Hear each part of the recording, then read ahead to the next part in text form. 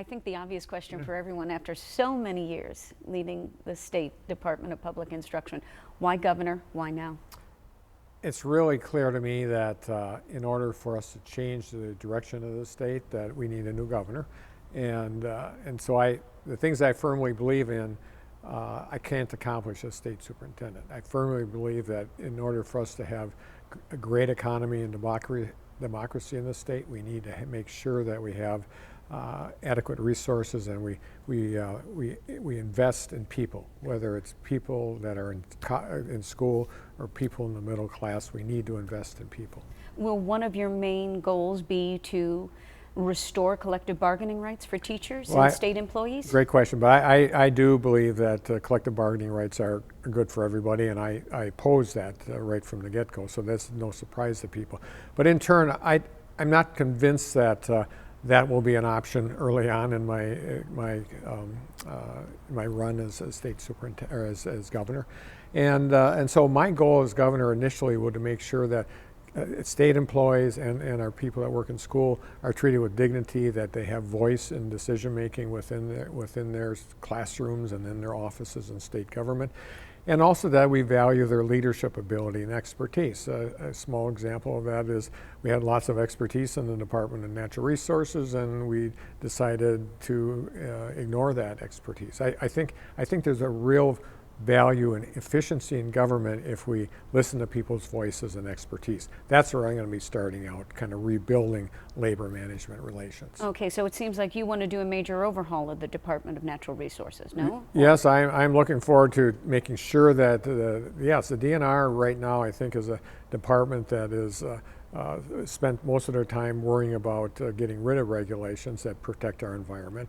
And clearly we have to find a balance. We had to find a balance between what works for our business community, but also what works for our natural resources in the state, and I think that's out of whack right now, and I think that is evidenced by the fact that most of the scientists there have been let go. Well, running the State Department of Education, that is the largest chunk of the budget money when it comes to running schools, but how do you apply the skills you've garnered there to actually running a state, though, and keeping a line on property taxes, which is so vital, at least from judging how Wisconsin voters have voted in the past? That's true, although I will say Wisconsin voters in school referenda have voted to increase their taxes by hundreds of millions of dollars because the state hasn't done their role. So I understand the concern about property taxes, but when push comes to shove, the people in the state said, Republicans, Democrats, Independents have said, well, by golly, if the state isn't going to do their job, we're going to do ours, and we're going to raise taxes on ourselves.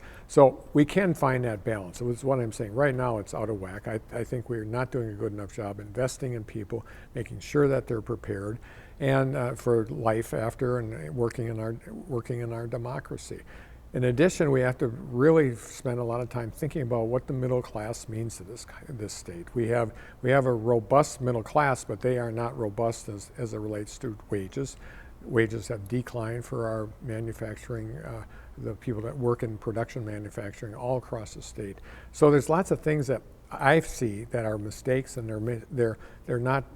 They are direct mistakes of Governor Walker that we have to change in this state. It's interesting because when Governor Walker talks about you, he talks like you guys have a great relationship and cooperation. So that's not going on? Well, we get along on certain things that we can agree on, but it's a small n of things.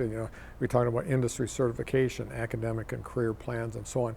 But the fact of the matter is, it takes more than just an occasional agreement to say that we're working well as a state. One of the first things I do as governor is sit down with Republicans and say, we have to solve this transportation issue, this roads piece. We cannot continue to bond for roads going forward. And the reason I bring this up is that there is general, all sorts of good ideas, different ideas that we can capitalize on. Speaker Voss has talked about increasing the gasoline tax. Others have talked about maybe reducing the amount of bonding. Somehow we have to come to some conclusion other than kicking it down the road where Keaton, my grandkid, is going to be spending money 20 years from now paying for roads that are fixed today. So did I hear you right? Are you taking a position on increasing the gas tax? I'm taking a position. I'm open to everything. The governor has never taken that position. He said he said there will be no increase in taxes. Well, what's the alternative? We've cut taxes on manufacturers in order to allegedly grow our economy, and that hasn't worked out real well. In 2016, the percentage of manufacturing jobs declined in the state of Wisconsin. The average wages of manufacturing jobs have declined, and that's with the tax cut on the manufacturers themselves. We have to sit down and think through what these policies mean, how much money is going to be in the pot to support investing in higher education, investing in technical colleges, and investing in K through 12. That's the road to success there. That's, people try to pigeonhole me as an educator, and that's my wheelhouse, but education impacts just about every other piece of state government. Small example, I've won 3 elections across the state of Wisconsin with support from Republicans and Democrats. In addition, I run large organizations. I think having executive experience is really important, and I would humbly disagree with Scott Walker's approach to what happened in Lincoln Hills. Here we have kids from all across the state, a lot of them from here in Milwaukee, are in an institution that is allegedly trying to rehabilitate them, and right now it's under 2 years of federal investigation. My guess, from what I understand, the governor has never been there. We have to make sure that we elect a governor that has a vision, and I have that vision, but I also get state government. I know how it works, and I know how important the work that the people do in our state.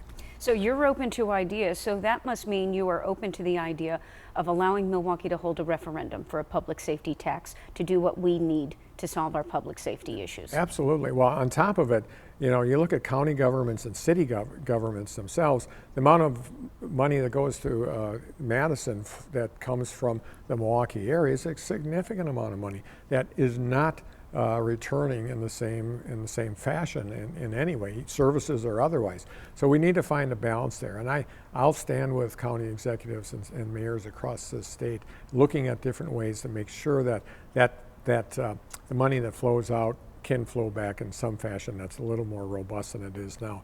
I've always been one that believes in equity.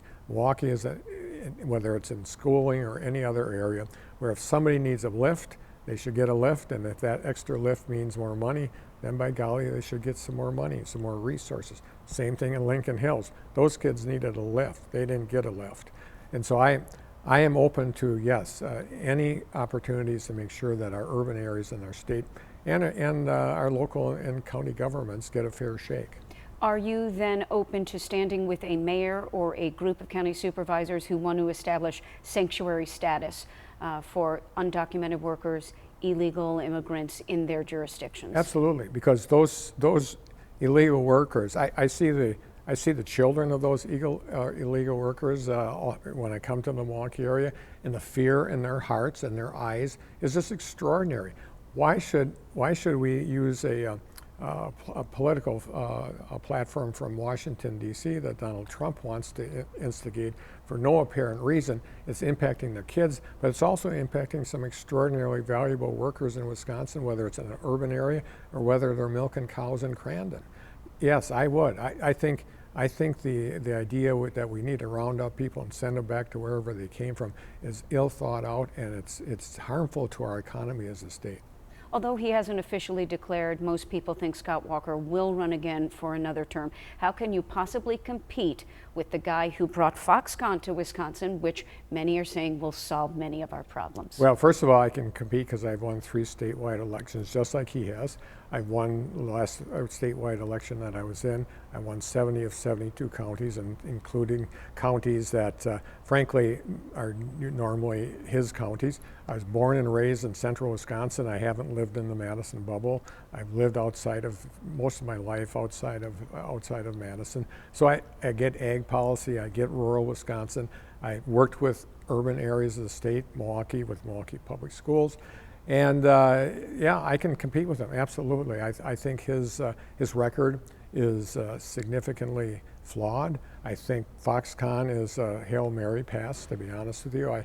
I can't imagine what $3 billion with $200 million of that coming out every single year or out of the biennium, and what's left for roads, what's left for schools, what's left for healthcare, I'd say nothing. And we have a 25-year return on investment where other places, other states require a 3 to 5 year return on investment. I think it's a bit of a Hail Mary pass. Do I believe that jobs are important for this state, Southeast Wisconsin? Absolutely. But most economists will tell you if you want a solid economic base, you have to invest first in the people. And I think this is not a good investment. Can I give you a small example? Sure. Epic Company, it's outside of Verona, Wisconsin, outside of Madison. That received a $9 million investment from the city of Verona. That company is now close to 9,500 employees. They have their campus is ecologically sound. They're almost off the grid. They're high-paying jobs, and they paid back that loan to the city of Verona early with interest. Verona was able to build a public library, and now they're using some of that money to offset money for a new high school. $9 million versus $3 billion. And so that's good. And the reason they built there and the reason they built in Wisconsin is because we have talented people. They didn't build there because Verona, city of Verona was going to give them $9 million. So I believe in jobs. I am pro-business. We have to have a sound economy. I just think this is a Hail Mary pass, and I'm hopeful that it doesn't fail, but I'm very concerned that it will. In this current climate in the state of politics, why the heck would anybody want to continue to pursue it? Politics? Yes. Oh, well, first of all, me personally, I love this state. I've been here for many years. My wife and I have gone to the state fair in West Allis for 51 straight years. This year was our 51st year. And you hang around the kids there, showing their animals and that's Wisconsin at its best. So I believe in Wisconsin. That's why I'm running for this job. The politics of it, it's not that it blows over my head and I'm just completely oblivious to it, but I will tell you that I believe I can beat Scott Walker, and I plan to do so. Tony Evers, thank you for your time. Thank you very much.